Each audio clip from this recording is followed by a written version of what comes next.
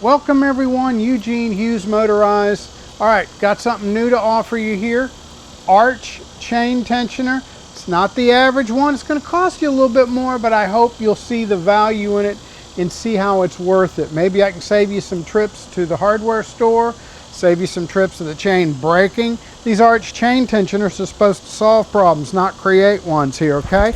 Now there are some other ones out there on the market that use a smaller wheel than what I offer in this kit here, and it doesn't have a lot of surface area here for the chain to ride on. Now this one here is a nice fat wide wheel here, and it's not so fat that it won't fit in correctly in here between the rail here on your chain tensioner and your spoke. So it's going to fit in there here.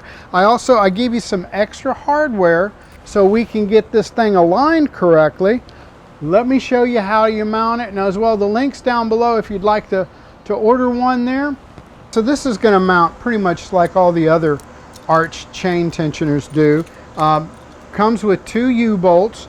Now I include nylock nuts on it, as well as some washers that go behind the nylock nut, between the nylock nut and the plate on the U-bolt. Gives it a better, more secure fasten on it here.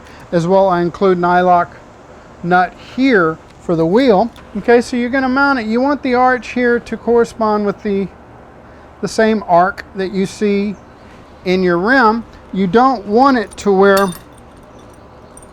it is too far this way to where the wheel bumps against the rim, and if you have it too far that way, it'll hit the spoke. So you got to find that sweet spot where you mount it there. Okay, you want to get this securely fastened on here, and then you're going to have to play around with your skateboard wheel to get it aligned correctly here.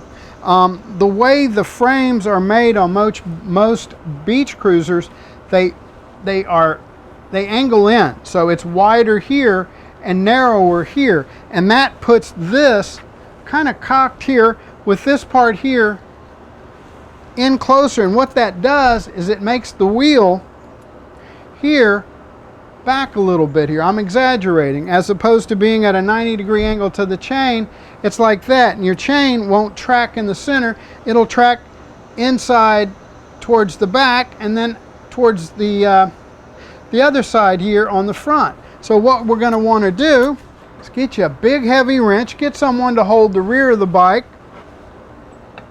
here, and we're going to bend this. You want to bend this part here out ever so slightly so you can get the wheel aligned at a 90-degree angle to your chain.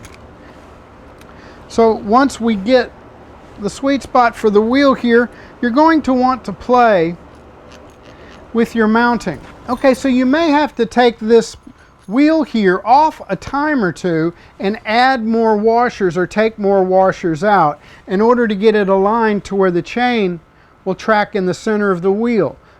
Take your time, make sure you get it right, spin your wheel, make sure the chain continues to track in the center. Let's take a look at the arch chain tensioner here, and I've got a grouping of washers between the wheel and the arch piece here.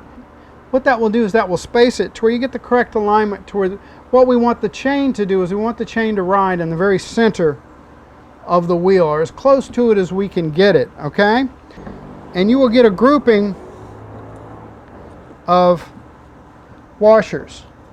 You have 2 5/16 inch fender washers, you have a 1/4 inch washer, and then you'll have an assortment of 5/16 inch standard washers.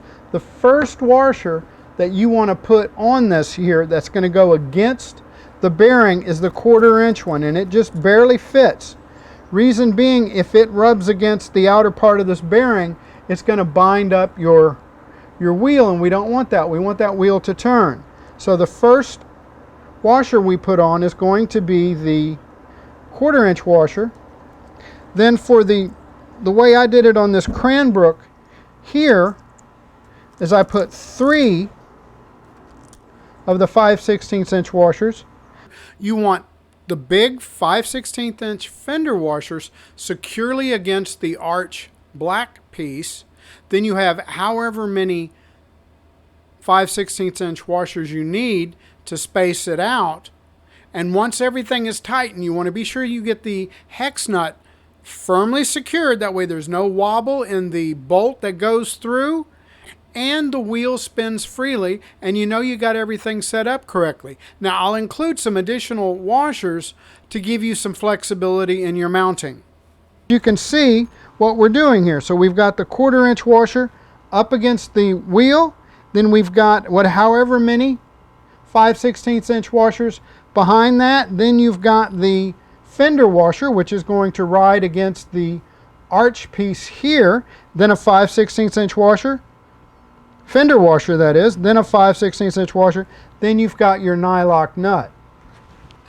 So once you've got your alignment correct here to where the wheel isn't tilted backwards or forward, you've got your chain running centered on the wheel.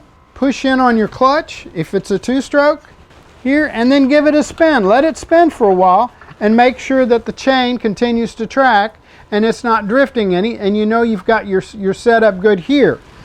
Bolts from the U-bolt are sticking out too long as well. The 5/16 inch bolt that holds the wheel is sticking out too far, and your leg will either catch it or your pants leg will catch it. So once you get it dialed in, go ahead and cut this off, file it off, that way we don't have any sharp edges, and you'll be good to go. Check the link down below.